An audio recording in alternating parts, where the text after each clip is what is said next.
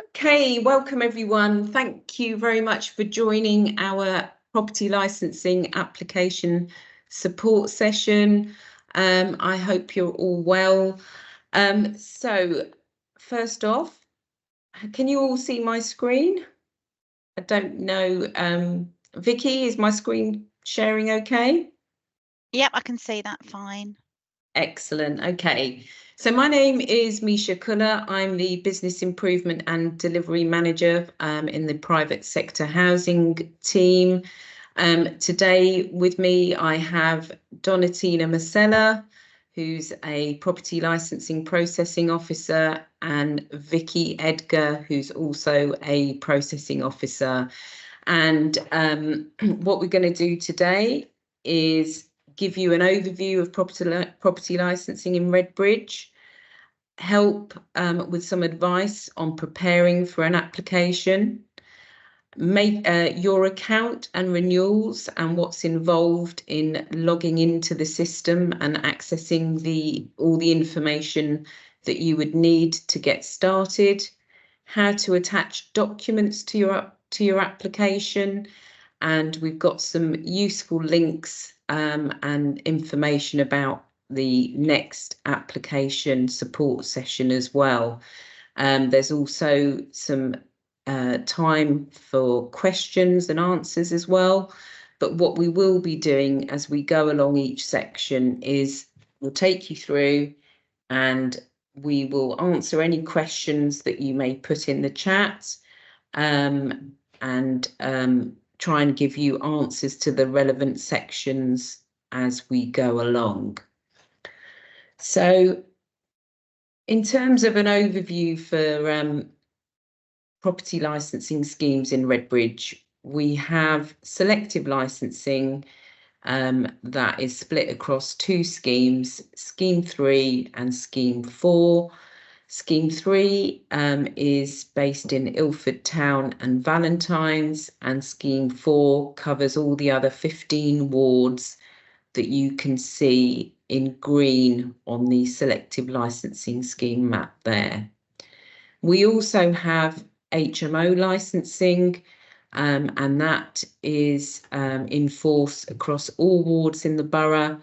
That consists of both additional smaller HMOs and the mandatory HMO licensing as well. And we'll cover all application types in this session as well, pulling out the relevant info required for HMOs.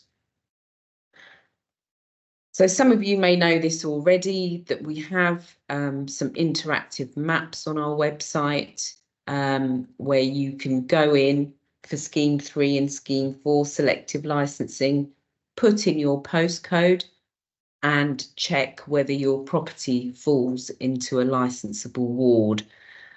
Essentially, selective licensing applies to all wards except for Bridge, Clayhall, Fulwell, Monkham's and Wanstead Park.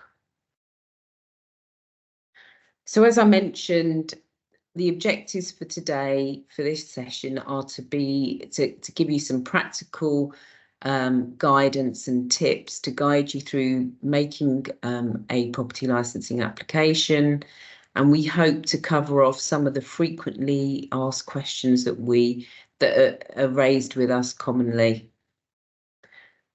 There are some other resources that are available for you on our website. We have a detailed written guide on how to make an application. Again, this covers all types of licenses.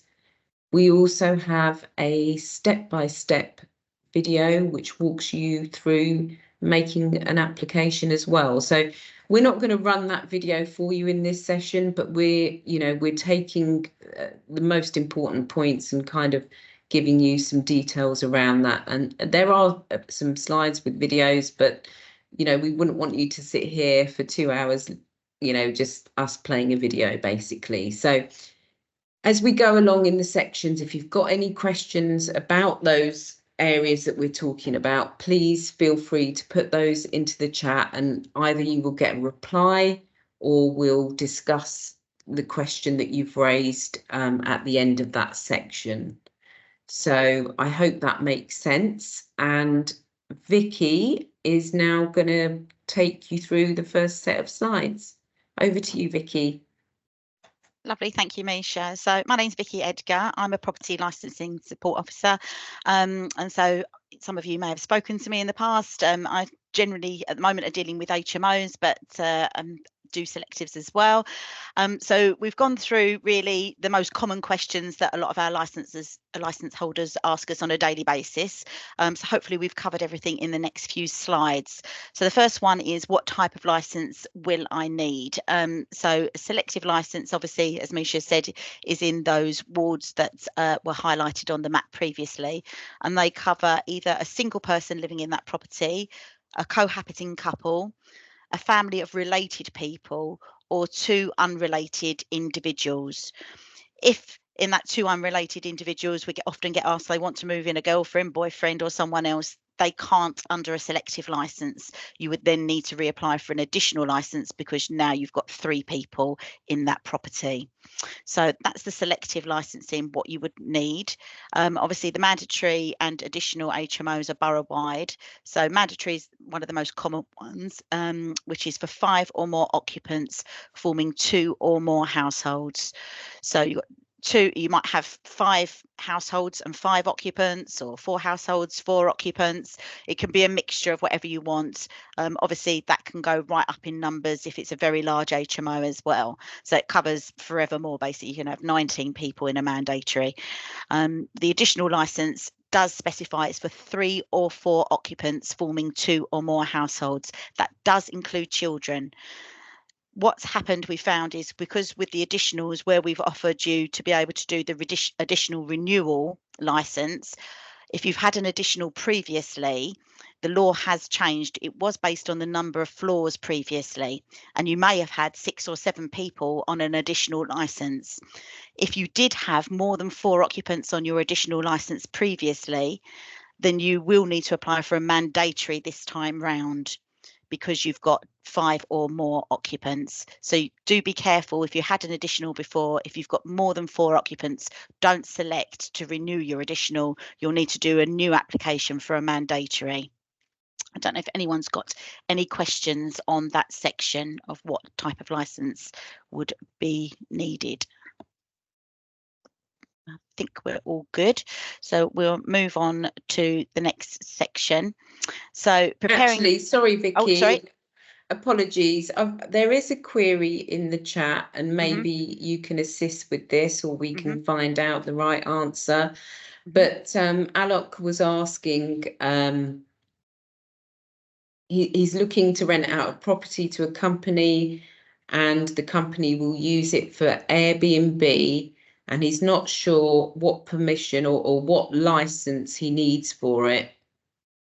Okay, Airbnb is separate to obviously licensing, and there is a stipulation on that you can only rent it out. I'm trying to think for 3 months? The top of my head, I think it's 90 days. I'm just renting. I'm going to find out for sure, but I think off the top of my head, it's 90 days within 1 calendar year. So they can't rent it for more than that time from the 1st of January to the 31st of December. Otherwise, a license would be required. But I will confirm that at the end. But that, off the top of my head, is what I believe it to be. Okay, hopefully that answers your. Brilliant, thank you. So preparing for an application. So you will need to upload your certificates before ideally you start your application, because obviously you're going to get to the point where you need to do this, and it's easier if they're ready on your computer before you actually start your application. So for all license types, we need EPC certificates. So it must be dated within 10 years and it must be grade A to E. There is a national link there to find out if your property has a valid EPC certificate. Some people put no, in actual fact there is one, so that might be useful for some people to have a quick look at to see if there is a valid in-date EPC. Obviously you need to do a new one every time you rent, obviously the property, re-rent it to new tenants. Gas certificate, obviously if you've got gas in the property, it must be dated in the last 12 months, and an electrical installation condition report This isn't an EIC. People do get muddled up with the two sometimes. So if you've had any electrical work done, i.e. like a new fuse board, they will give you an electrical installation certificate. That just covers the fuse board, for instance, that's been put in. But the EICR covers all the electrics in the property. So we do occasionally have to go back to licence holder saying that isn't the certificate we require. It must say electrical installation condition report at the top, and often that's abbreviated to the EICR. And if you provide portable appliances, then we strongly advise that a PAT certificate is done, obviously, to show that they're all in good working order. So that's for all license types. I don't know if anybody's got any questions on that, because the next slide just refers to HMOs. So is there anything there, Misha? Let me just check for you.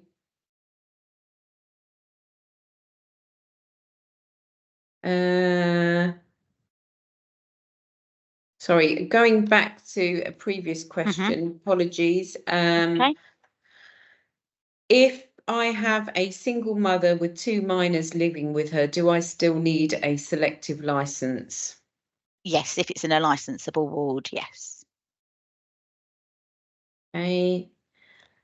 And I can't see anything else at the moment, so no, please continue.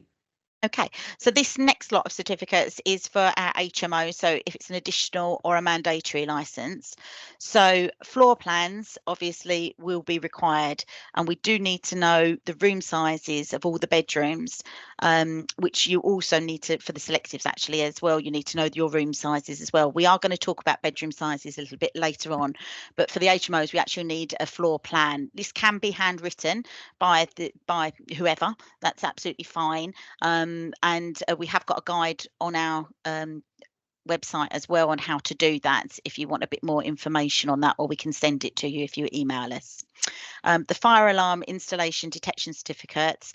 So we need to know that you've got an adequate fire alarm for the type of property that you have. Now that will vary on whether you've got sort of multiple floors, cooking facilities within the rooms. So it's very hard for me to say now specifically for each individual property.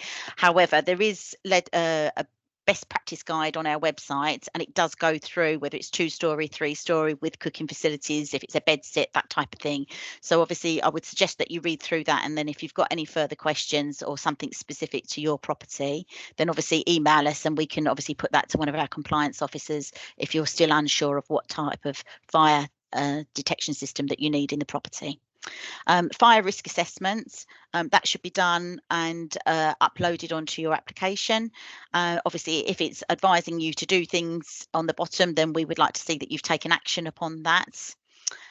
Emergency lighting certificate, obviously only if you have emergency lighting. It's not necessary in all HMO properties. Again, if you're unsure, then obviously you can look at our website for best practice. And planning consent. So all HMOs require planning consent since Article 4. So if you had a previous licence with us, then you may get established use, but we will talk to you about that on an individual basis. But if you have no planning, then only a 1-year licence will be issued. We aren't planners here. Planning legislation is different to our licensing legislation. So if you've got any specific queries, it would be advisable to email planning directly, which the website is there. The URL address is there on the screen, because obviously their legislation, as I say, is different to ours. So it would be better to get the advice direct from them. Is there any questions on that? Nothing in the chat. No. Okay. So moving on to the next slide. So landlord accreditation, everybody needs this. Doesn't matter what type of license you're applying for. We will accept a managing agent's accreditation if your property is fully managed. So if you're have a property and you have a managing agent that fully manages your property, if they're in agreement, they can provide you with their certificate to satisfy the licensing condition of the accreditation. If you self-manage or the agent isn't willing to provide you with their accreditation, then you will need to do the accreditation yourself. Now, if you do it before you apply for a license, there will be a discount available on your license, but that's not something you have to do, but you do need to do it to comply within 18 months of your license being issued. We've given some examples of the couple of the common ones that we see come through where it's individual people that are doing the accreditation. So that's the London Landlord accreditation scheme. I believe they do face-to-face courses and online, and the NRLA one, they definitely do online ones as well. You don't need to become a member to do the course, so it's entirely up to you whether you want to become a member of some of these schemes as well as doing the accreditation, but we won't accept a membership certificate because, as I say, you can become a member of these organisations and do no accreditation, and obviously that doesn't satisfy the licence condition, so you will need to do the accreditation course either way. If your managing agent is providing accreditation, some of the examples below are the sort of certificates that we might commonly see. That isn't exhaustive. There may be other ones. If there is an issue when you've uploaded it at our end, then obviously we'll come back to you straight away, and obviously we'll speak to you or the agent about that. But generally, they're the ones that seem to come up most commonly that obviously are approved. Is there any questions on that? We've got a hand raised from Rahila, so I'm just gonna, you can let us know what your question was, Rahila. Rahila? No? Might need to unmute, maybe. Have we done that? No? Okay. Just check the questions. No, I can't see anything at the moment. Okey-dokey. Okay, so preparing for an application, the bedroom sizes, whether it's selective or HMO, are important. So we've split them into these groups. So if you've got a bedroom that is less than 4.64 square metres, it can't be used as a bedroom because they're too small to meet the minimum space standard. And obviously we won't allow you to occupy that room. The next three sort of batches of sizes, obviously, you can have what it says there, one adult or child as a maximum in those first two, and then 2 adults or children as a maximum in the larger size of the bedrooms. Now, depending on how you fill your application form out will translate into a grid, which I'm going to show you next on your license. If you don't have any bedrooms, say greater than 4.64 but less than 6.51, you need to put a 0 in the box. So don't just leave it blank. If you haven't got any, put a 0. If you've got 1 room, then obviously put 1. If you've got 2 rooms, 2, etc., as it goes on. And then what that will translate to on your license is a box like this.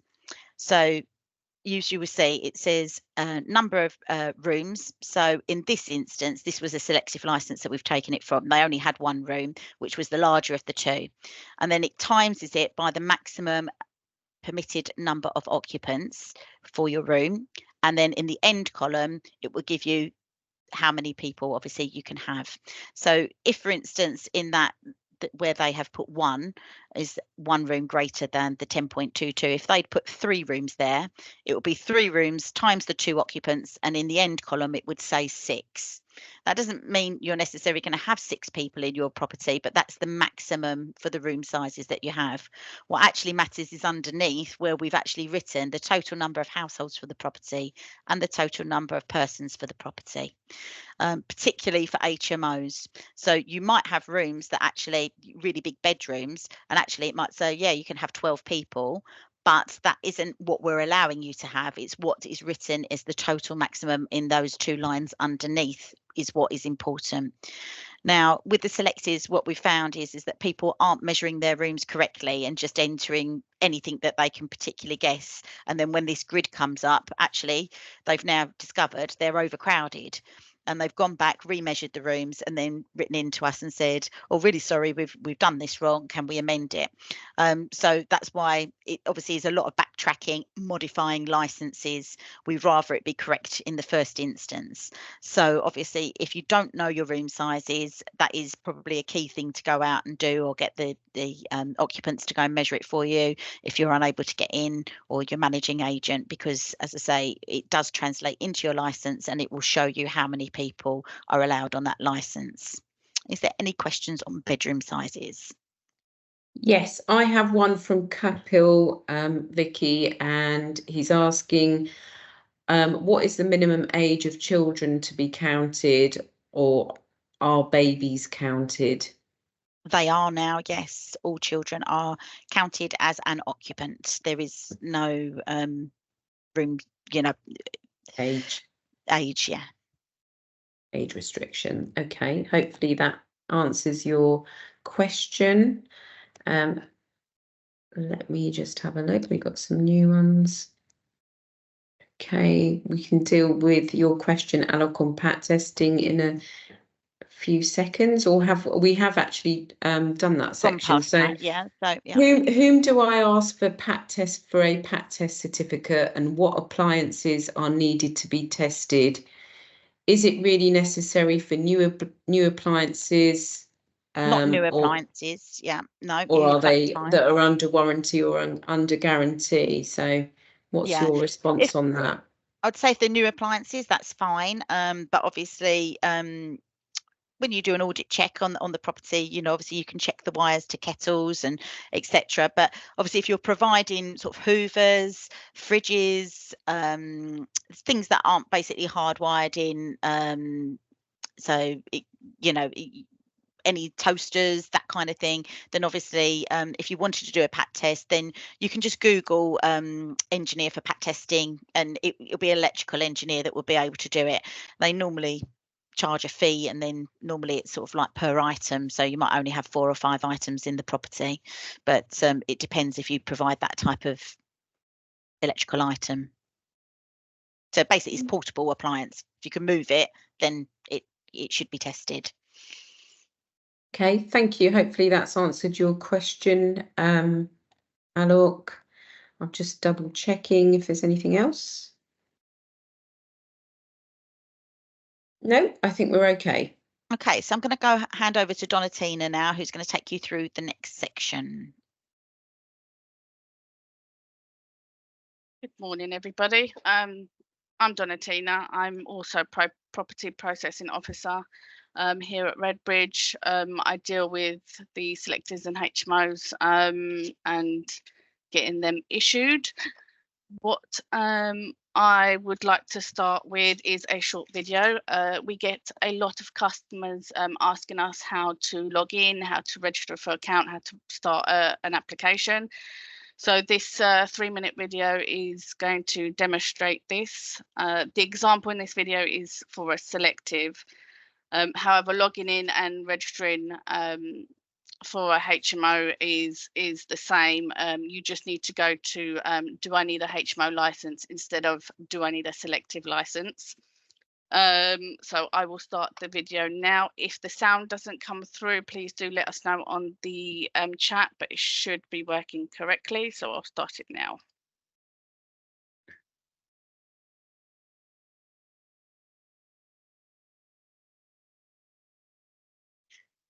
Okay, so before I move on to the next slide, I do want to mention that if you are having any difficulties in accessing your account, please do try and reset your password. If this doesn't work, then please do contact us and we will assist you in resetting your password. We will provide you our contact details at the end of our presentation.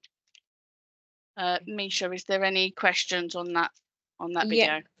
I'm not sure if it's in regards to that, because Tejal has been waiting for a little while. Apologies, Tejal. So I'm going to allow your mic. So if you want to put your question to us.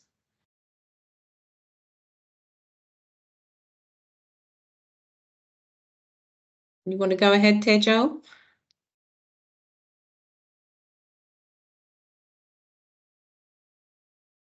No? You're muted at the moment, so we can't hear you. Okay. You can put your question in the chat. Okay, sorry. We've got a question from Catherine. Go ahead, Catherine.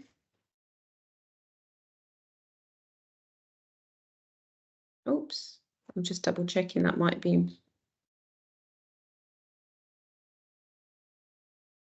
you want to try now, Catherine? Oops, we can't hear you. So let me.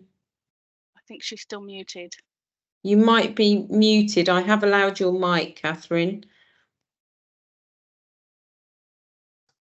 Yeah, you can hear me now? We can indeed. Yeah. Hi there. So, my late husband did have a licence on the property, and then the property no longer required a licence briefly. Yes. And when the new licence came in, I applied in my name with my email address. Yeah. So the correspondence is coming to my email address, but the account is still on his email with his password. So I'm hesitating to pay the balance in case it doesn't reach my account. Do you know how to log into his account? I presume you did for you to It apply. seems to be coming up automatically into his account. Okay. If you know how to log into his account, you shouldn't have any issues. Yeah, strange one, isn't it? Because Yeah, clearly the mails are coming to my email account, but the property is linked to his email address. what I think has happened is obviously the account that was set up with did you say your husband? Yeah. Your husband's account, and when you've applied for your license, you've probably put your email on the application, so all the correspondence will go to you for the specific application, but the account, anything to do with the account, specific account login stuff, will be from your husband's account. Even though he died. Yeah, I mean, I don't know. Never mind. Do you want to email us, Catherine, and we can make sure that everything's okay for you? Yes, because the balance has to be paid today, doesn't it? Is this your first payment or your second? Second payment. Second. I'm guessing the 2 weeks has come up. The 2 weeks consultation period. So I'll pay it anyway today, and if there's any trouble, I will email you. No worries. Thank you, Catherine. Right, Hope that's answered your question. Okay, so I will move forward with the next slide.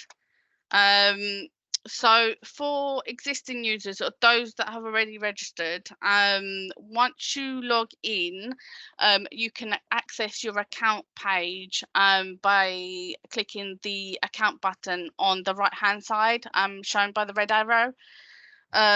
Here you can find all your applications in various stages. If you look on the left hand side, you'll have various tabs. From here, you can, so if you've got any applications that need payment, they will be under payment due. And if you've got any incomplete applications, they will be in incomplete section where you can resume your application where you left off.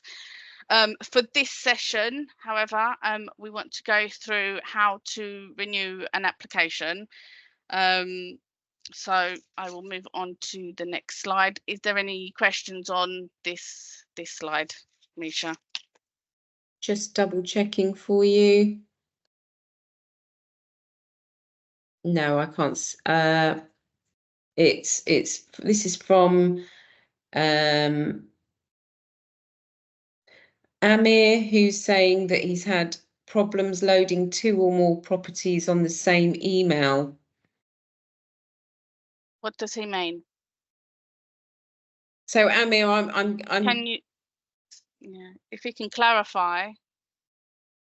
If you can give us a bit more information, Amir, we can come back to you. And let me just have a look on. I've got another question from Tejal, which is more around the type of license, but can we have 5 to 7 tenants in the property if already applied for a mandatory license. So I presume that means, can a mandatory license have 5 to 7 tenants? Yes, so long as they've got enough bathroom and kitchen facilities, the amount of tenants should be okay. So basically, we have a 5 to 1 ratio. So for each 5 tenants that you have, you need to have at least one facility. So 1 bathroom, 1 kitchen, 1 fridge, 1 hob. It's got to be 1. So as soon as you go over from over 5, then it'll be 2. And then from 10 it'll be so it's 5 to 1. So long as you can fit that criteria, then you should be fine to have between 5 to 7. So with 5 to 7, you need to have 2 facilities. I hope that answers your question, Tejal. Also, from Rajesh, around the last date for applying and paying for a selective. What is the last date for applying and paying for the selective license?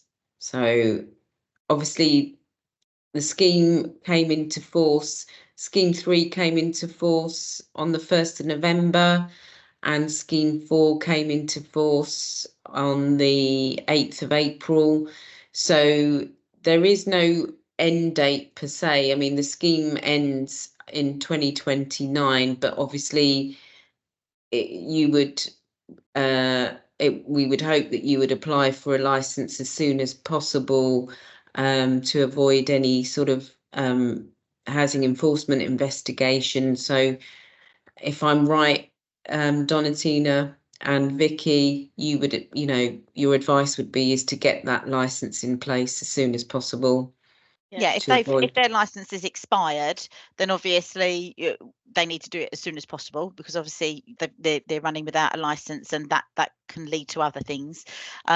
So obviously they want to do it straight away. But if you know your license is due for expiry, say it's going to expire in May next month, then you have 28 days when you start an application. So you can start the application up to 28 days before the expiry of your license, and then that would be my recommendation, to start the application and then try and submit it on the day that it expires. So obviously they run consecutively. If you can't do that because you're going away or something, then obviously just get it submitted in, and at the bottom there is further information notes, and you can say my license doesn't expire until the 5th of May. Can my next license please, run from that date onwards, so that then obviously the licensing officer who's processing it will look that up and obviously make sure they run consecutively for you. So as I say, you've got 28 days, so it's worth starting it sooner rather than later. So obviously, because it can take a bit of time with the uploading of everything, and then you're in a better position to literally click the button and make the payment on the day that it needs to be paid. Brilliant. So Amir has come back as well on his question. Basically, how does he load several properties on the same email? Would it be a new application? So if it's a new application, he would have to just start fresh applications for each property. If it's a renewal, which is what I'm going to discuss next in the next slide, I can show you how to do the renewal. It just depends on whether it's a fresh application, a brand new property, or one that needs to be renewed. Also, I would like to add on the previous question about the amount of people and the mandatory. It will also depend not only on the facilities, it will also depend on the room sizes. So as long as the room sizes are big enough to have 5 to 7 occupants and you have enough facilities, then yes, that can be done. But obviously, once the application is in, the processing officer will look at the application, and they will discuss it with you, what you can and cannot have. So just wanted to add that to that question. Amir said it applies to both, so renewals and new, I presume. Okay, so. Well, I'll explain the renewals, and then if he still has questions on a fresh application, I can answer them. Okay. So I'm on this slide. Okay, so if you want to renew your application, from your account page, which I showed you in your previous on the previous slide, if you go on to completed on the left hand side tabs, there's a completed section. On this section, you will find all your applications, so all the applications that you've completed in the past. What you would need to do is you would need to locate your application, the one that you want to renew. And as you can see on the right hand side, there is a button that says view. You would press this button and which will lead you to this next page. And there you will simply need to click on renew, and this will start the application for a renewal application. With a renewal, each section will start with the question, please select if you would like to make change to the section to this section of the application, and it will have a yes or no click button. So pretty simple. If there's any changes, you click yes, make the changes, and move forward. If you have no changes, then you would say no, and then move forward and complete the application. Please remember, you will need to upload your certificates, as some may have expired or they may not be attached with a renewal application. So please just check that and just re-upload them again if you need to. And I will reiterate as well what my colleague said, Vicky, at the beginning with the additional licenses. Please remember that additional licenses is no more than 4 occupants. So if you are renewing an additional license and it's more than 4 occupants, you will not be able to renew it. You would have to start a new application as a mandatory. You would only be able to renew an additional so long as it's under 4 and no more than 2 or more households.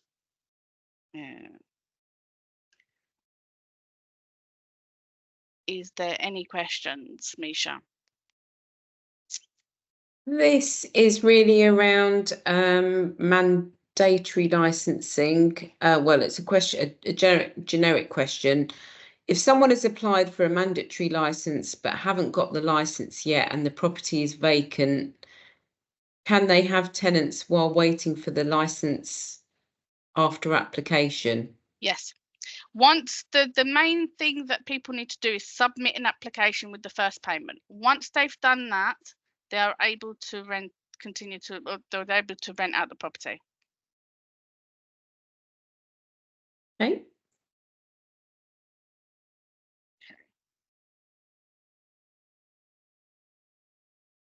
So as discussed, we do require a copy of the certificates and evidence for your application.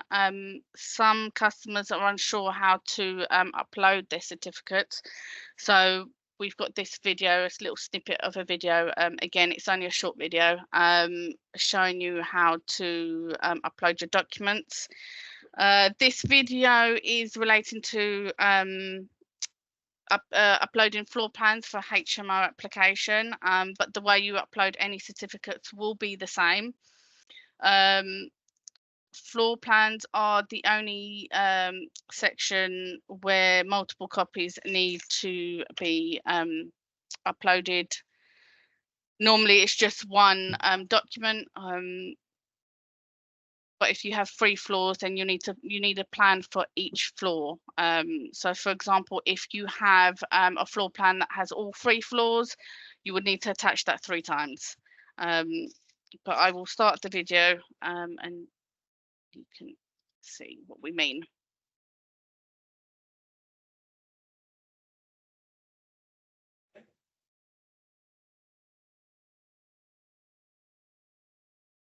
Okay. So that's the end of the video. Did we have any more questions, Misha? There are a few. Okay. So if I just one question, I'm afraid there's no name shown. Can the landlord rent out his or her property while living in the same property as an HMO? Oh, it's a HMO. I know a living landlord can have lodgers. That would be for a selective, wouldn't it? I presume the same. If they had an HMO license, it wouldn't be problematic, would it? No, No, I but don't think. Yeah, go on, Vicky. we've had it before where, yeah, I've had one where it's a family living there, but it's obviously a very large house and they had rooms upstairs. So obviously it became a mandatory HMO, and you obviously have to include your own family in the numbers. So it's not just your tenants that you're putting in on the application, you know, obviously. So it's going to be a mandatory application because obviously you're all living and sharing the same facility. You can also have it where you have a large property where you have an independent flat downstairs which the landlord is living in, and then you might have 3 rooms upstairs with a kitchen and a bathroom, and that's an additional upstairs, and you're living separately downstairs, but nobody can share the facility. So it's very much unique to your own situation, to be honest with you. So you'd need to know a little bit more information of the actual setup of the property. But yes, essentially you can have an HMO while the landlord is living in the property. Okay, I have another question from AF. Not sure what the full name is there, but AF says, I applied for an additional license already, but just became of the planning requirement for HMOs. The website says that an HMO license can be granted for just 1 year without planning permission.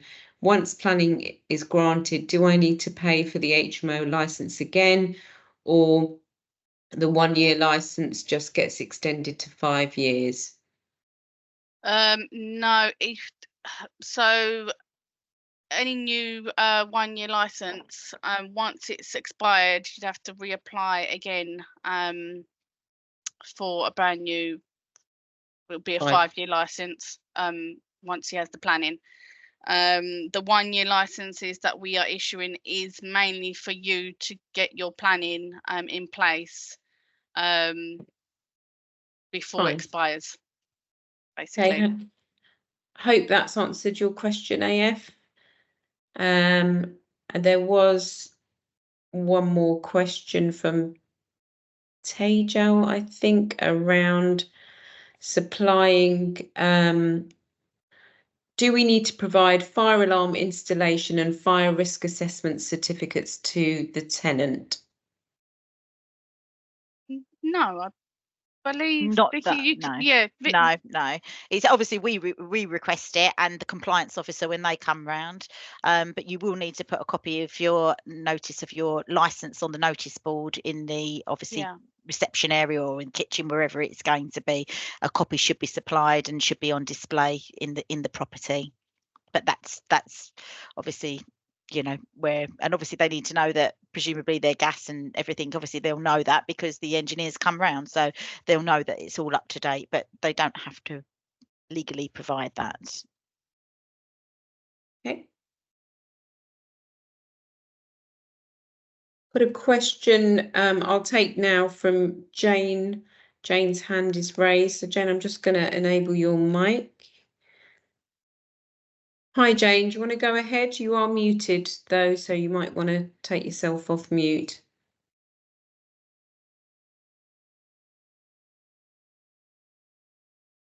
Sorry, Jane, you're still muted.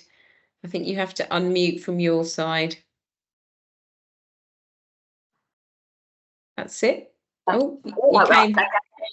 There you go. Technologies. Right. I find all this very daunting because I bought the flat for my mum in '87. She eventually came to live with us, and I wasn't proactive in selling it. So time's gone on. I've tried to sell it and I can't. So I'm not a buy to rent. I am just an ordinary person that has got in a situation where the flat's never been able to be sold. It's a retirement property. And the last issue about putting a notice up, I would have to say I don't know if everybody in those flats that rent knows about all this anyway. I've tried my best. I've put the application in. I paid the second instalment, so I hope it's going through. But the question is, do I need to put anything anywhere to let people know that I'm renting? There is a section on the application about name and address and being in the public domain, which I didn't complete. I don't want my details out in the public domain. As I say, I'm not a business. I'm just a private person that was never able to sell the flat. I've had a tenant there for many years. It's no problem. I've got, obviously, when I've gone through all this, I see the reason for having a certificate and making people safe. But as I say, I found it quite daunting to go through it all. And I don't want to do something wrong because I'm ignorant. I don't know what I should be doing. So this has been very helpful, although I wish it had been a few weeks ago. It was only by chance that because I go to the landlord forums, that I actually found out about selective licensing, and I have made inquiries, and up till now, the retirement complex has not been involved.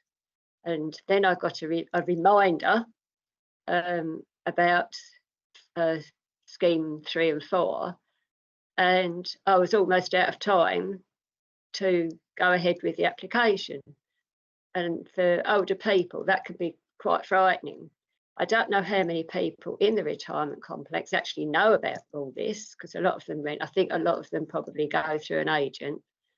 So this has been very helpful. But my query is, do I need to put something, somewhere that people know that I've got a license? Is this a selective license you have? Selective license, yes. I have one person in the flat. Yeah. Correct me if I'm wrong, Vicky. They don't need a notice board for a Don't need notice board, but Yeah. it would be just in a plastic wallet somewhere in, Yeah. it doesn't go outside the flat or anything. It's just that tenant needs to know, yes, I've got the certificate and it's in a plastic wallet in my kitchen cupboard or something. It's there, it's available to them. That's all we're saying, that they have access to it. So yeah, you don't display it outside.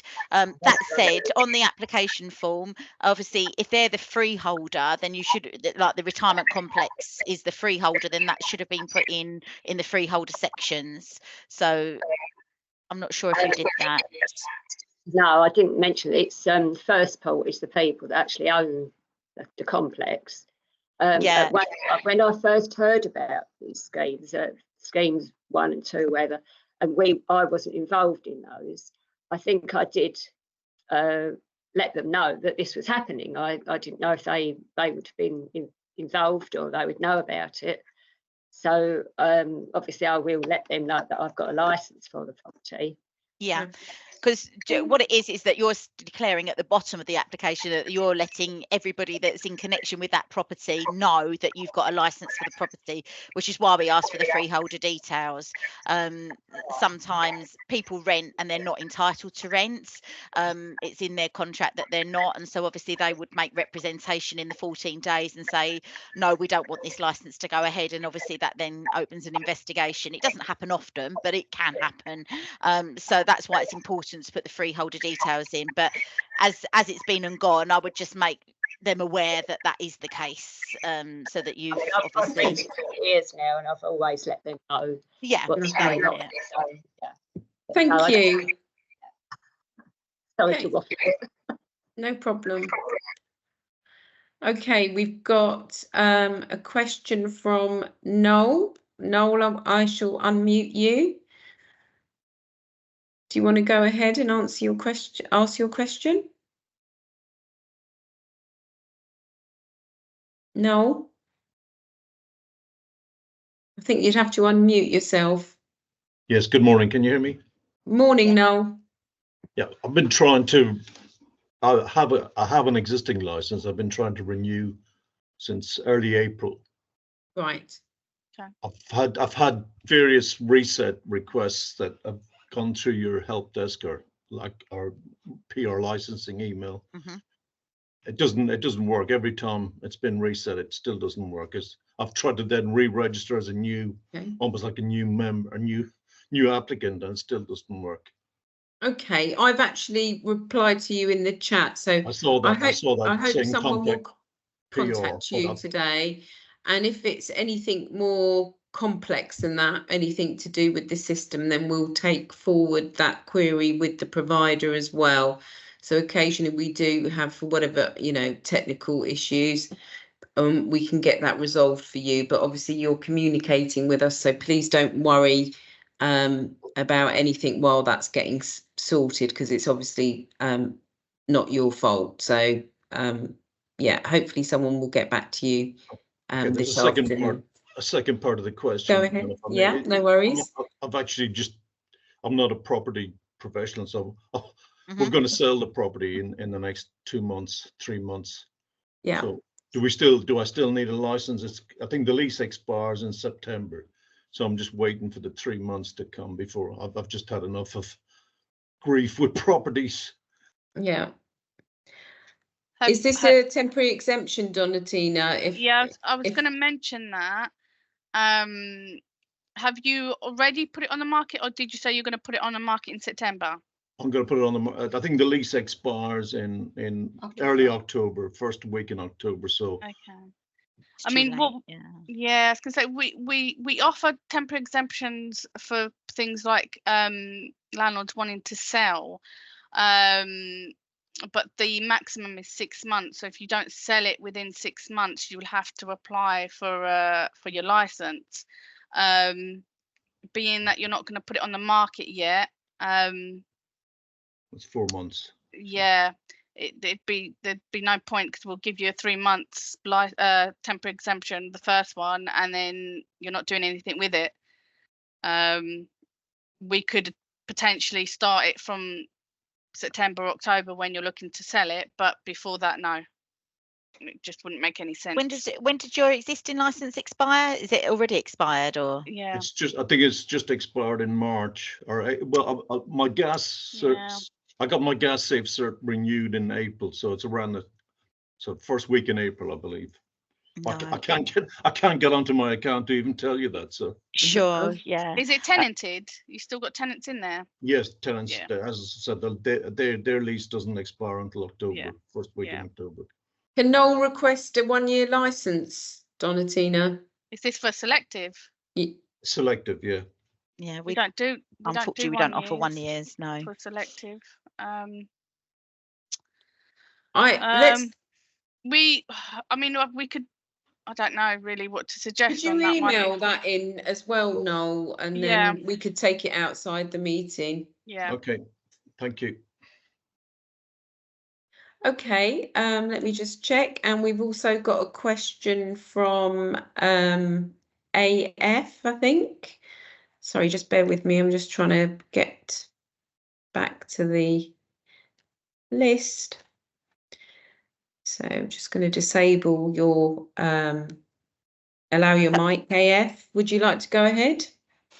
Hi, thank you. Thanks for taking time to explain this. Really helpful. Just a follow up on my question on the planning permission for additional license or additional license for HMO. Yeah. At the moment, my situation is I've submitted the application for additional license. I do not have planning permission. What should I do? Should I wait for the HMO license to be approved or rejected before I start the planning application? No. Or should I do it at the same time? Okay. Is it tenanted now? It's tenanted right now, it yes. Is tenanted. Yeah. Okay, yeah, that's fine. So go on, Donatina, sorry. No, I was just going to say, how many people are you looking to have for your HMO? It's 4. 4. And is this your first license? Correct, yes. Right, okay. Yeah, you would need to apply for planning. Apply for planning as soon as possible. Do not wait for your HMO license. Get that, because obviously planning is separate to us, and planning can take some time to obviously grant you the planning permission. And there might be issues with granting you the planning permission. So I would suggest getting that underway. Yeah. Right. So, but I could be in a situation where my planning will go through, but I get rejected for HMO license. It's unlikely, to be honest with you, Yeah, as long I as was gonna you, say. yeah, as long as you complying with Right. the fire regulations, you've got the room sizes and Okay. the kitchen facilities. It's unlikely we wouldn't issue the license as long as the property is fit Okay. for the additional license. Then it's unlikely that we would reject that license. Okay. It's more Okay. likely that you'll have the issues with the planning Yeah. and ticking all their boxes, to be honest with Right. you. Okay, that's great. So, Alright. just a follow-up question on the 1 year, 5 year thing. So you will grant a 1 year temporary license for Yep. without the planning, and Yep. then after I get the planning, I have to reapply again. Would that be Correct. a renewal process, or would it be a completely brand new application? That can still be a renewal, I believe. For additional, Obvi- it can, yeah, Yeah. not mandatory, but yeah, additional Yeah. it can. Okay, Um, and the cost for the 1 year temporary is the same as a 5 year full HMO license, is it? unfortunately, yes. Yeah. Because we actually have to do the same work, exactly the Yeah. same work, whether it's a 1 year or a 5 year license. You'll still get the compliance visit. The officer will still come out and obviously, you know, look at the property and ensure that it's complying. We have to do the same amount of administration work at this end, whether it's 1 year or 5 years. So the actual cost of producing the license is the same. Okay. Okay. All right. Thank you. Hope that answers your question. Thanks. Okay, thank you. Okay, and I think that's it. Let me just check. Yeah, I think that's it. So yeah, please move on. Okay. So yeah, there is another session being done on Thursday, but Misha, I believe that's fully booked. Am I correct? I'm saying that? It is pretty booked up actually for Thursday, but we will be releasing more dates. Yeah, soon. that's my next thing. Yeah, there are going to be more sessions, and we don't have the dates yet, but they will be released in the coming months.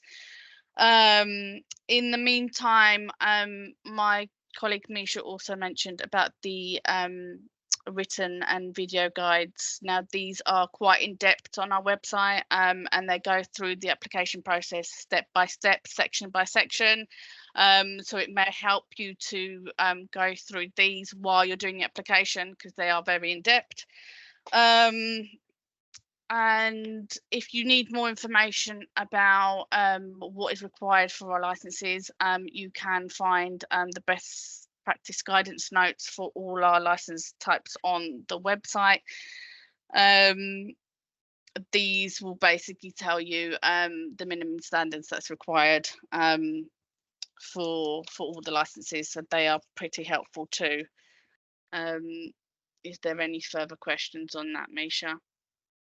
I can't see any. Let me just double check.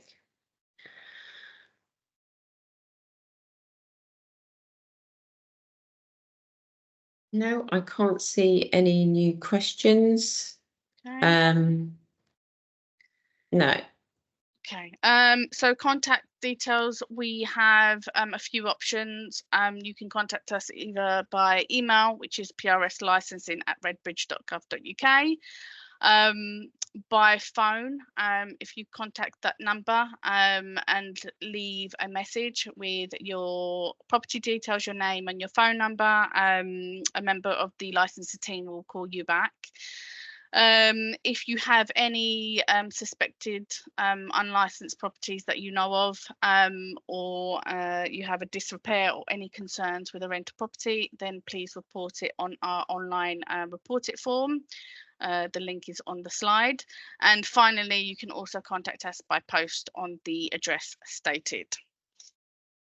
Okay. And then this brings us pretty much to the end of the session. We hope that this, sorry, Misha, go on. I was just going to say, I've just put a link in the chat for a feedback form. I'd really appreciate it if you wouldn't mind just following the link, and it just takes you into a very quick feedback form where you can basically let us know your thoughts on today. And you know, we hope that you found it helpful. We've not run these sessions before, and we know it's a bit of a minefield. Certainly if if you're not a experienced landlord who's been through the process previously, but generally, you know, it can be quite confusing. So we thought that we'd put on these sessions to kind of help you guys with the process. We have actually got a couple more hands up, so I'm happy to take a few more questions. So Sarah, you've got your hand up. I'm going to allow your mic.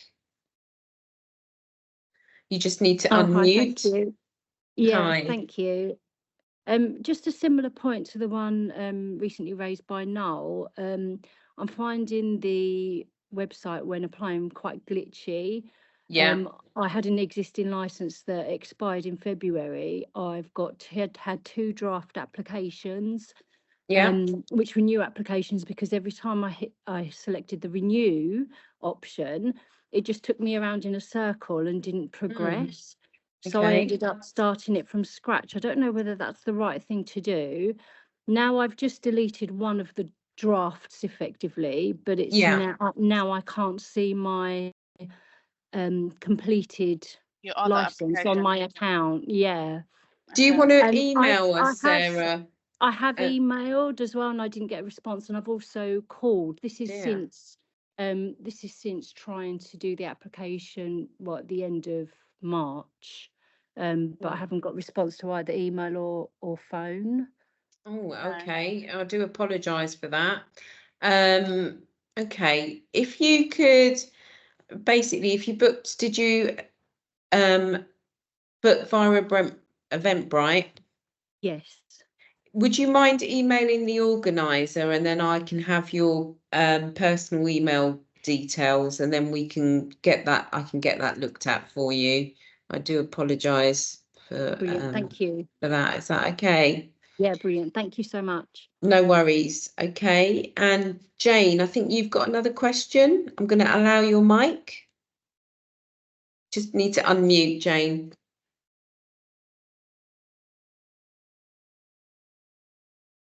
Unmute your mic. Misha, did you allow the mic? I don't think. Yeah, I thought I did. Oh. Try again, Jane. Yeah, now it should work if she unmutes. Oh, that's they don't call me Jane the Pain for nothing. Right. Question. Do we know when the compliance officer is likely to come round? How long has after you've done your application and paid the second instalment? For selective? Yes, yeah. So a compliance officer, we are obviously going to try, I think, are we still doing a 10%, Vicky, for selectives at the moment? I think it's actually more this time, isn't it, Misha? We're doing more compliance checks on selectives this time round on this scheme, aren't we? We're aiming for 100%, guys. So it could be a desktop check, couldn't it? Or it could be a compliance check where an officer arranges a visit to come out. So it could be one or the other, basically. Obviously, we'll need to see new certification, make sure it's all up to date and everything. And obviously, if they come round, then they'll be looking at the property as well. But it could be a desktop check. So it depends on. Over the 5 years, you will be visited. Okay. And the other thing is carbon monoxide check you need, but if there's no gas in the property, do you still need it? No, that's fine. And the smoke detector they've got is just one. I actually put 2 down. They've got one. It's just been updated, and it goes straight through to a care line. So I guess that's no. If there's just one in the property, that would be no. Yeah, for a selective, it's just each floor. Yeah, it's just one flat. Yeah, so then that's fine. There's no worries there. Okay, thank you. Thank you. You're welcome. Okay, we've got a question from Kit. So Kit, I'm just going to allow your mic. If you can unmute yourself.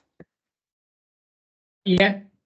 Thank you for the question. Hi there.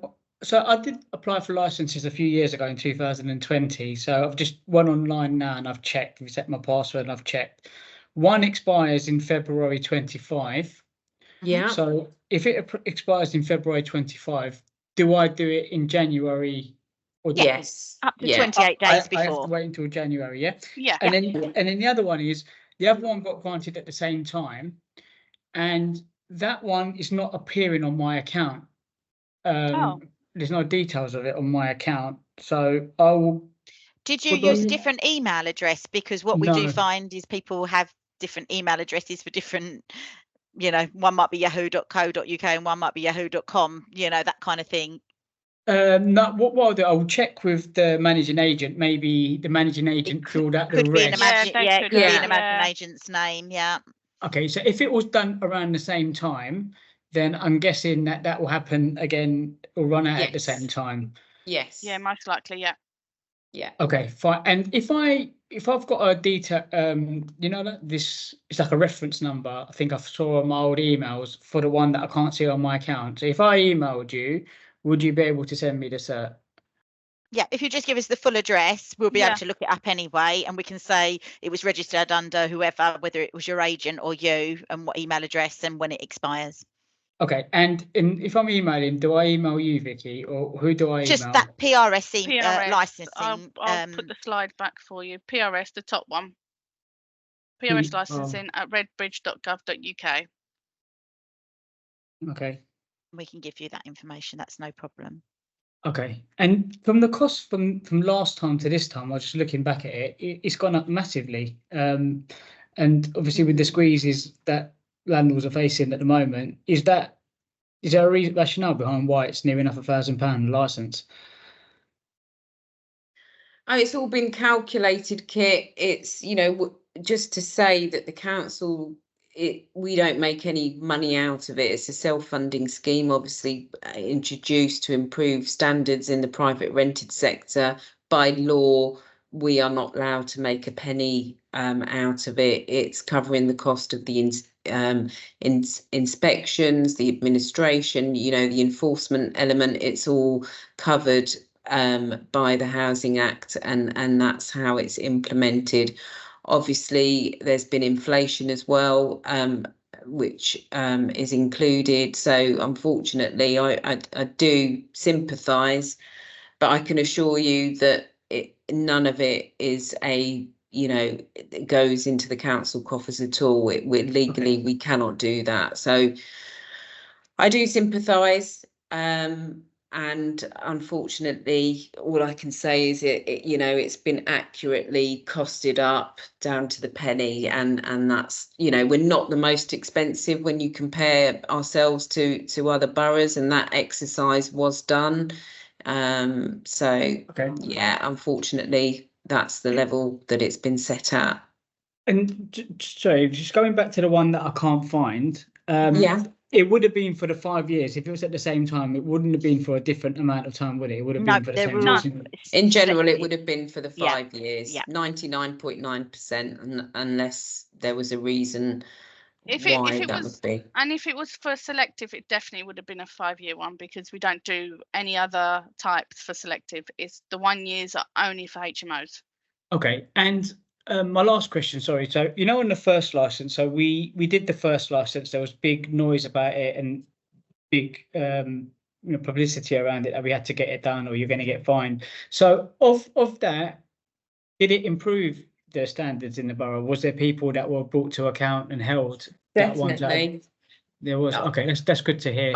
I'll come in on that, Kit. Yeah, definitely. A lot of people were held to account. I mean, we want you guys to have a level playing field. Most of you, people that are here, they're wanting to know what to do and fulfill their responsibilities. We, we took action, significant action. Numbers were high in terms of people, landlords that were non-compliant, unlicensed, were not meeting the requirements of their license conditions, etc. And we did hold those landlords to account. Many prosecutions and financial penalties. At the same time, licensing has significantly improved housing conditions as well. We've resolved lots of issues where there were poor conditions, negatively affecting the health and safety of occupants, and we provided all that information in the sort of business case, the cabinet reports, etc. when we looked at the the impact of the previous scheme, and obviously we've still got a fair amount of work to do. We've got properties that high numbers of properties with poor housing conditions still, and lots of antisocial behaviour as well. So those were the sort of rationale that was behind the renewal of the scheme. So lots of work to do, but working with you guys. Yeah, it's comforting to hear that it's actually made a difference. So that's, you know, it's really comforting to hear that, to be honest. I'm glad that it's actually made a difference. I've just got one last question, because you guys are being quite helpful. Looking back at some of your slides, there was something about if there was an accredited landlord. So if the managing agent was to fill out the application on my behalf with all the documents, then there's a discount on that. Is that probably why I did that? Okay, fine. So if they do, do I give them my login details, or do they got to do it with their own login details? Generally, what's happened is that the managing agent have been willing to email the copy of the certificate to you to upload. That's generally what's happened. Obviously, some people are getting their managing agents to do the application, in which case they'll upload it themselves. So it depends on which way you're doing it, if you're doing it yourself or if the agent's doing it on your behalf. Okay, and there's a discount for doing it if the agent does it because they're accredited? Yeah, if they've got the accreditation, yes. Yeah. Okay, fine. That makes sense. Thank you very much. Just to add, just remember it has to be submitted. It has to be uploaded with your application, not after. Okay. That's the only time you'll get your discount. Okay, makes sense. Lovely, Okay. thank you. Thank you. Just a couple of more questions in the chat. Hi, my selective licensing expired last year in December.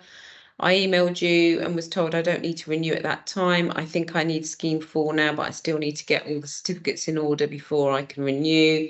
So do I wait for the certificates to be done before starting the renewal application? Yeah, only because you can start the application and get to the section where you need to upload your certificates, but you won't be able to pass that section until you've attached the certificates. So You've got 28 days, I was going to say. So yeah, exactly. Before your application. So you can start your application and you've got 28 days to get the certificates done. And to be honest, the gas and EPC and electrical condition, as long as your tenant's willing to let the engineers in, you could get them done within a week if you really wanted to. So there's no real sort of great shakes to get them done within the 28 days. Hopefully that answers your question. I'm just having a final look through the chat. And I can't see anything. Just one more plea. Basically, if you can fill in the feedback, it will be really helpful. Unless anyone else has any more questions. I think did you answer that one? How long does it take to get the HMO licence once the application has been submitted? We aim within 12 weeks. Yeah. Yeah, Tejo, I thought I answered that. Apologies. We've got a hand raised from Catherine. Catherine, I'm just going to enable your mic. If you can unmute yourself. You can go ahead.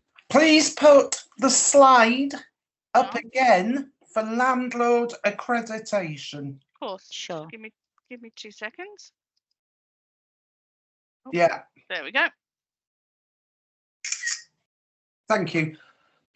My managing agent just sent me details and numbers of their schemes that they're accredited with. Do I need an actual certificate, or would that email suffice? You will need you would need a certificate you need to attach it to your application form. So if you've already submitted, I have submitted. What about the representations letter that we've received? Do you mean the email to make a representation? Yeah. Yeah, so that's for any like mistakes in the applicator in the license, or any representations that you the freeholder, anyone that's on the application needs to make. Yeah, well, I said that nobody had accreditation and the managing agent does. Okay. That's fine. Okay, So you can, I'll try. I'll do it. Okay. I'll make the representation.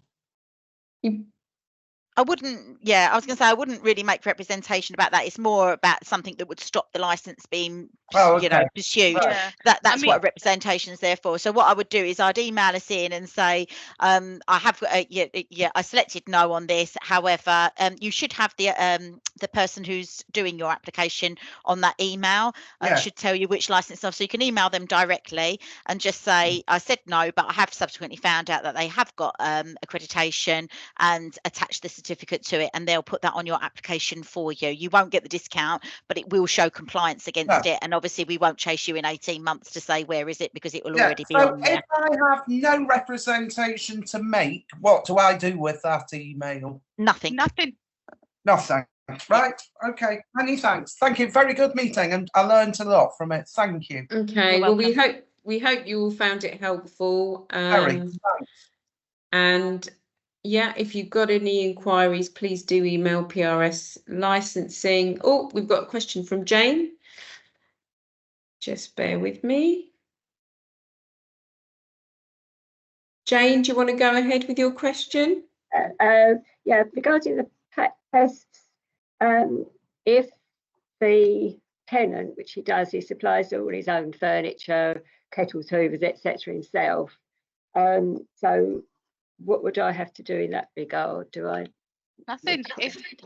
If you don't, it's only if the landlord is supplying. Yeah, give them any portable appliances. If it's the tenant's portable appliances, you don't need to do anything. That's fine. Lovely. Thank you. I think that's it. Okay, all good luck with everything. Yeah, get in touch if you need us. We will upload these slides to the website. Well, this meeting and the recording of it to the website so you can recap. Don't forget the resources that are already on there, which include the written guide and the step-by-step video. And again, PRS licensing at redbridge.gov.uk if you need any further information. But lovely to see you all, and we look forward to receiving your applications. See you later. Thanks very much. Thank you. Thanks all. Bye. Bye. Bye-bye.